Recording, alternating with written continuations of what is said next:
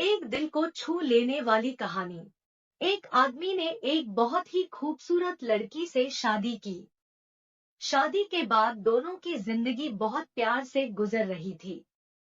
वह उसे बहुत प्यार करता था और हमेशा उसकी तारीफ करता था। कुछ महीनों के बाद लड़की चर्म रोग से ग्रसित हो गई।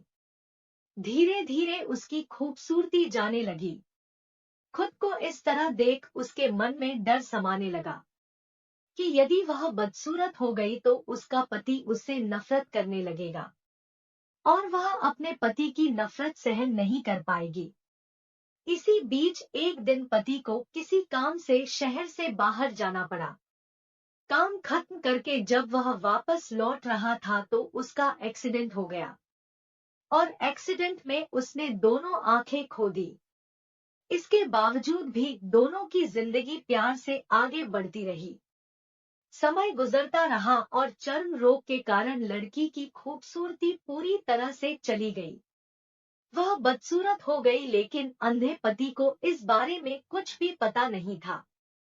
इसलिए उनके खुशहाल वैवाहिक जीवन पर कोई असर नहीं पड़ा।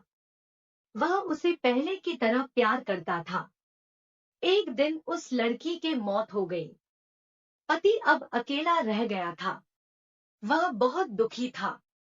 उसने अंतिम संस्कार की सारी क्रिया विधि पूर्ण की और वह शहर छोड़कर जाने लगा। तभी एक आदमी ने उसे पीछे से पुकारा और पास आकर कहा, अब तुम बिना सहारे के अकेले कैसे रह पाओगे? इतने साल तो तुम्हारी पत्नी तुम्हारी मदद करती थी।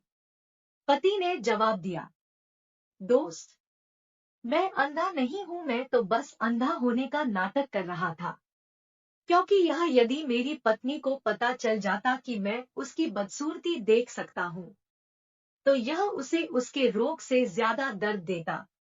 इसलिए मैंने इतने साल अंधे होने का दिखावा किया। वह बहुत अच्छी पत्नी थी, मैं उसे खुश रखना चाहता था। खुश रहने के लिए हमें भी एक दूसरे की कमियों के प्रति आंखें बंद कर लेनी चाहिए और उन कमियों को नजरअंदाज कर देना चाहिए। कहानी पसंद आए तो लाइक करें और चैनल को सब्सक्राइब नहीं किया है तो सब्सक्राइब कर ले।